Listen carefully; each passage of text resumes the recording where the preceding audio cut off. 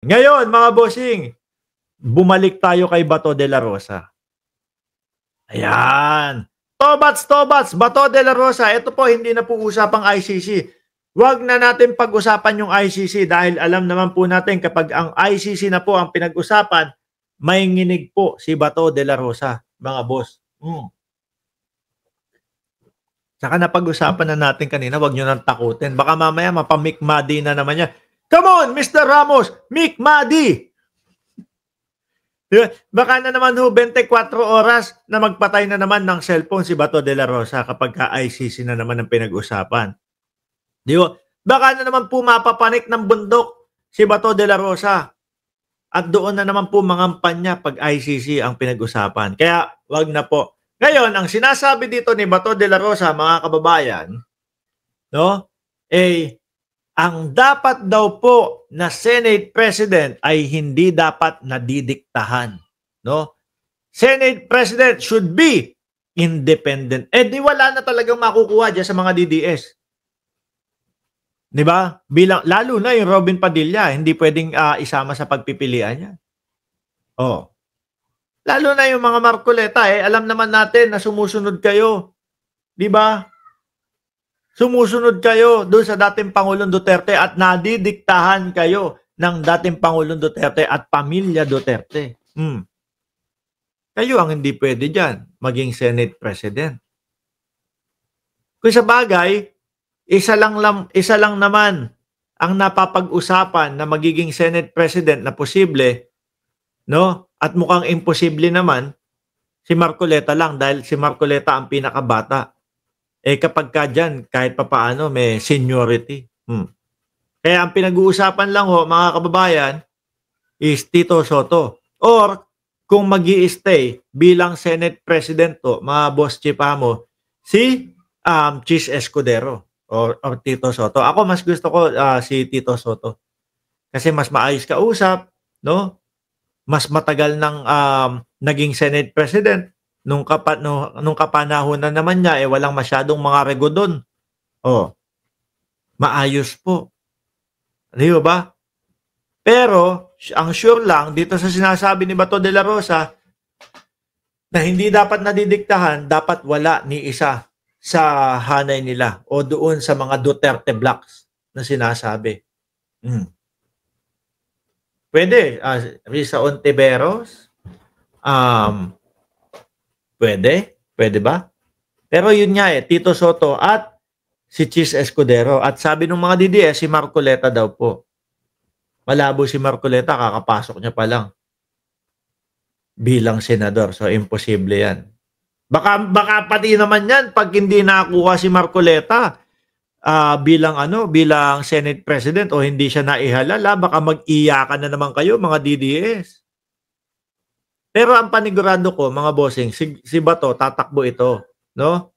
Kung sakali na si Inday Sara Duterte, si Bato de la Rosa at si Bungo magkasama-sama, kasama si dating Pangulong Duterte doon sa ICC, malamang tatakbo to sa pagkamayor. Pagkamayor ng Oblo ICC doon sa The Hague. Di ba? Nako, malapit. Nako, sabi mo, Mike Ramos, hindi mo pag-uusapan yung ICC. Hindi mo babanggitin yung ICC. Hindi ko humapigil kasi mga boss chief mo, sir. Pagka nasa harap natin si Bato de la Rosa o pagka Bato de la Rosa ang pinag-uusapan natin, talagang ICC ang unang pumapasok sa isip ko Kasi malapit-lapit na daw, sabi ni Ellen Tordesillas, kung sakali daw po, nakalatag na ang warrant of arrest ni Bato de la Rosa ng Oktubre. Siguro, hihintayin lang po yung hearing ni dating Pangulong Duterte na matapos at makapagsalita ng mga pangalan at masama yung pangalan ni Bato de la Rosa. Tapos ito, yung mga kapulisan na kinakausap daw ho ng ICC. Hinihintay lang yung mga pirma nun para tumestigo laban kay Bato de la Rosa. Kaya by October, okay na. Diyos ko po.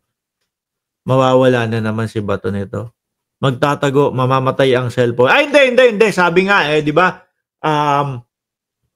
Yung hihingi ng tulong sa Senado. Ano yan? 6 years kang magtatago sa Senado sa loob?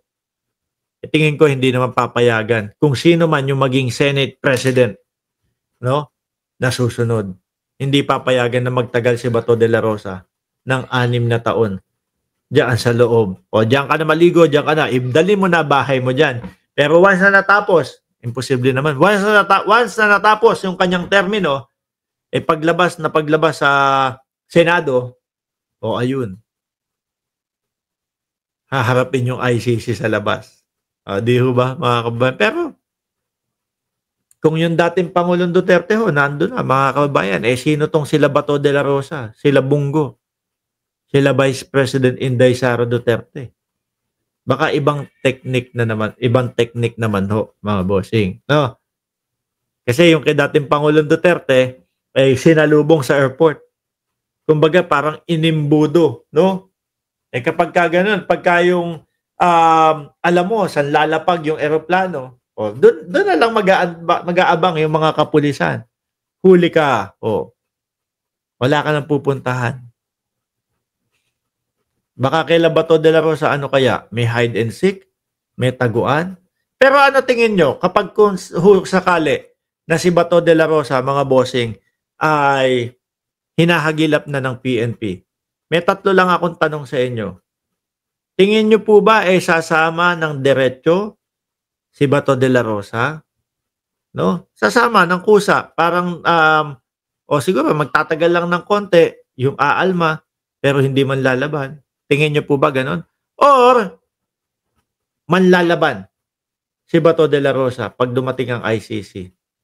Or, ano po? Wala, yun lang naiisip ko.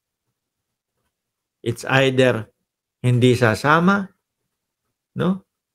It's either manlalaban o hindi manlalaban. Diyan po sa comment section, i-komento ninyo po kung ano sa tingin ninyo ang gagawin ni Bato de la Rosa kapag ka nasa harap niya na ang ICC. Sabi mo, Mark, hindi pag-uusapan yung ICC. Bakit napunta ka sa ICC?